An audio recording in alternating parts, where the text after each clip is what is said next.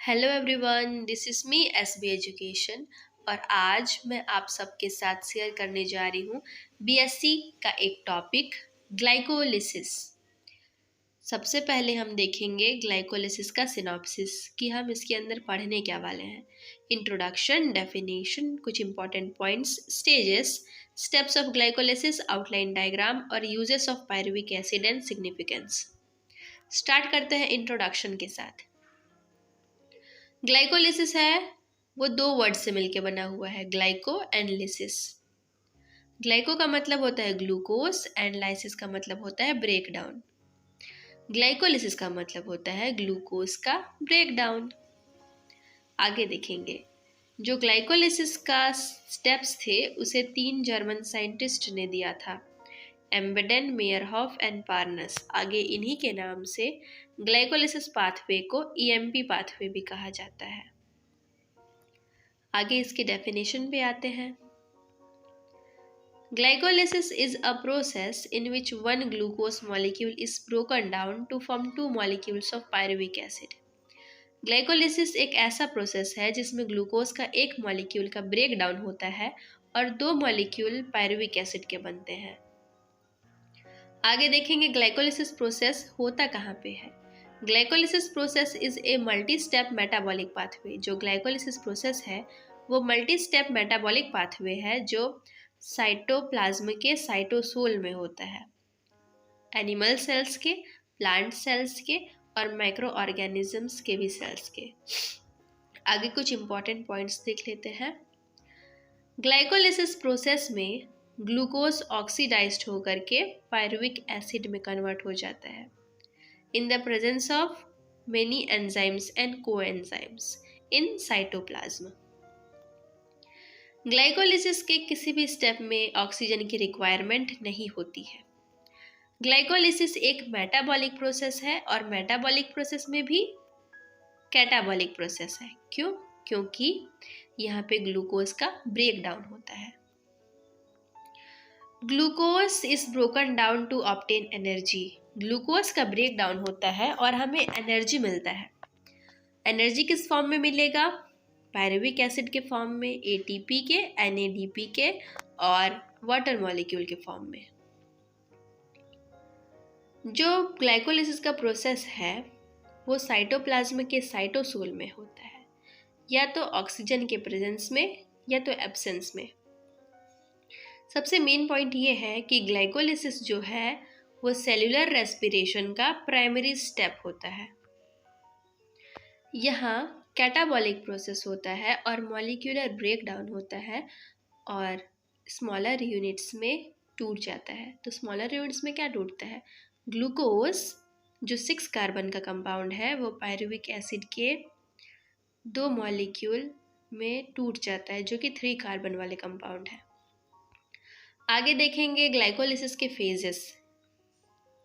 Glycolysis complete 10 step में complete होता है। इसमें 2 फेजेस पाए जाते हैं, प्रिपरेटरी फेज और पे ऑफ फेज। पहले के 5 स्टेप प्रिपरेटरी फेज के अंदर आते हैं और इसमें एटीपी का यूज़ होता है, और पे ऑफ फेज में लास्ट के 5 स्टेप्स आते हैं और इसमें एटीपी का फॉर्मेशन होता है। आगे है स्टेप्स ऑफ ग्लाइकोलिसिस।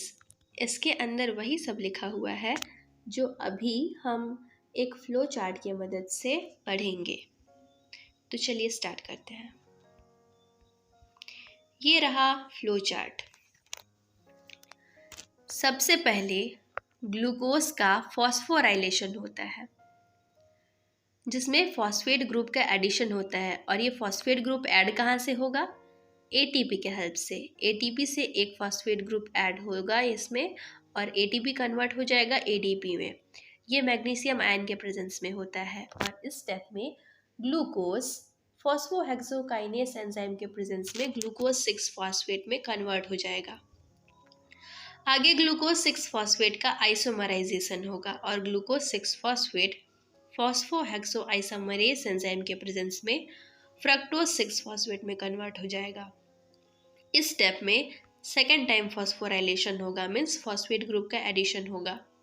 यहाँ फिर से एक एटीपी यूटिलाइज होगा और एटीपी कन्वर्ट हो जाएगा एडीपी में। फ्रक्टोज 6 फॉस्फेट फॉस्फोफ्रक्टोकाइनेस एंजाइम के प्रेजेंस में फ्रक्टोज 1,6 बाइफॉस्फेट में कन्वर्ट हो जाएगा।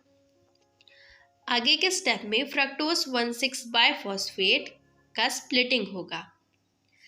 फ्रक्टोज 1,6 बाइफॉस्फेट जो कि 6 कार्बन वाला कंपाउंड है वो एल्डोलेस एंजाइम के प्रेजेंस में ग्लिसरैल्डिहाइड 3 फॉस्फेट और डाइहाइड्रोक्सी एसीटोन फॉस्फेट में कन्वर्ट हो जाएगा जो कि 3 कार्बन वाले कंपाउंड है।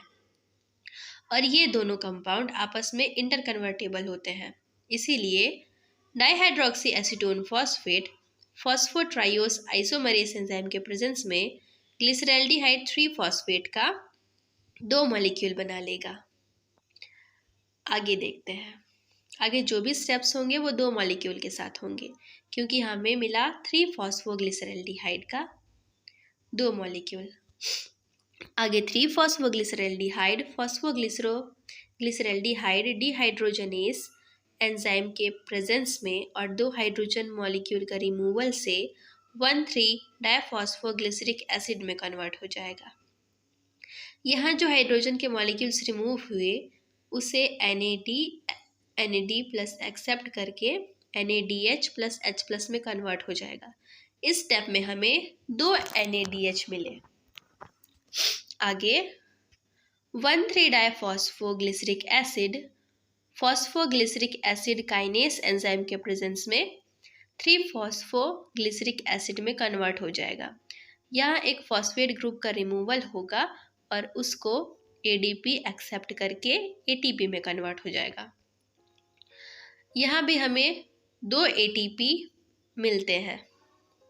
आगे 3 फॉस्फोग्लिसरिक एसिड फॉस्फोग्लिसरोम्यूटेस एंजाइम के प्रेजेंस में 2 फॉस्फोग्लिसरिक एसिड में कन्वर्ट हो जाएगा। नेक्स्ट स्टेप में 2 फॉस्फोग्लिसरिक एसिड हाइड्रोजन मॉलिक्यूल के रिमूवल के साथ और एनोलेस एंजाइम के प्रेजेंस में 2 फॉस्फोइनोल पायरुविक एसिड में कन्वर्ट हो जाएगा। नेक्स्ट स्टेप में 2 phosphoenol pyruvic acid kinase enzyme के प्रेजेंस में 2 पायरुविक एसिड में कन्वर्ट हो जाएगा। इस स्टेप में भी एक फॉस्फेट ग्रुप का रिमूवल होगा जिसे ADP एक्सेप्ट करके ATP में कन्वर्ट हो जाएगा। तो यहाँ भी हमें 2 ATP मिले और फाइनली ग्लूकोज से 2 पायरुविक एसिड बन जाएगा।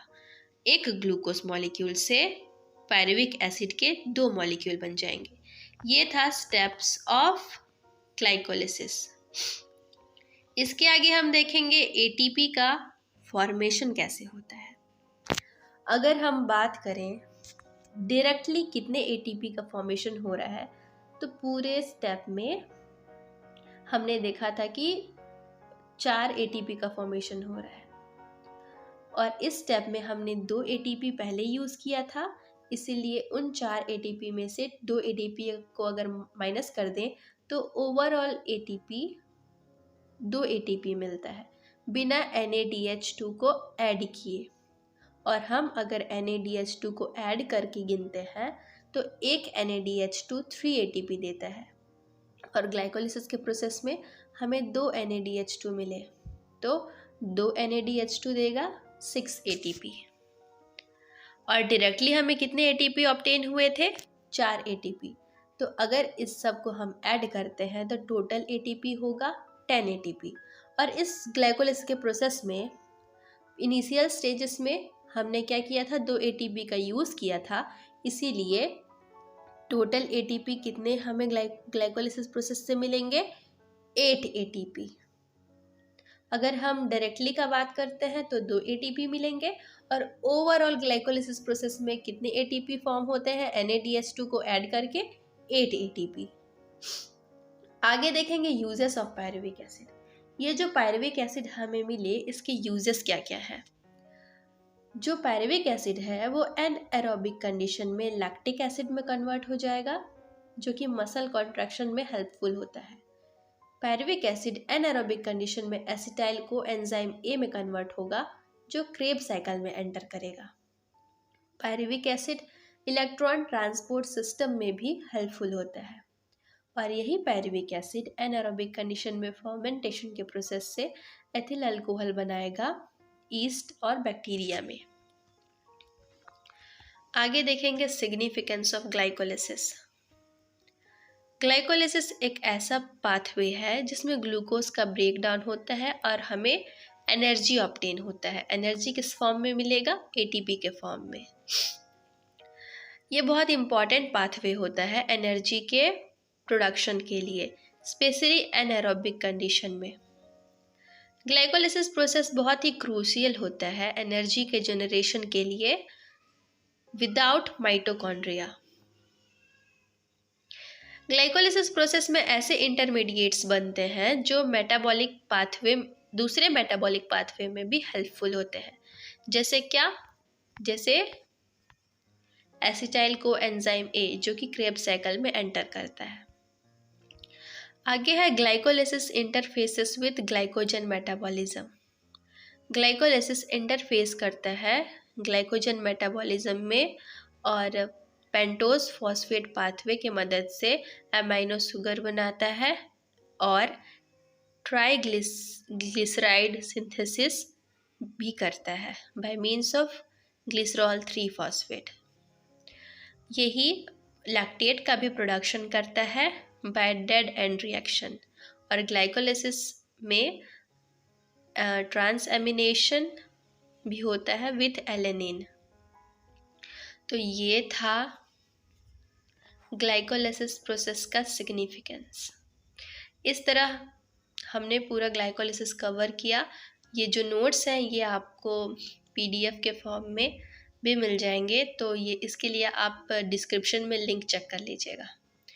थैंक यू लास्ट तक देखने के लिए। और एक्सप्लेनेशन पसंद आया तो चैनल को लाइक, शेयर एंड सब्सक्राइब ज़रूर करें। धन्यवाद।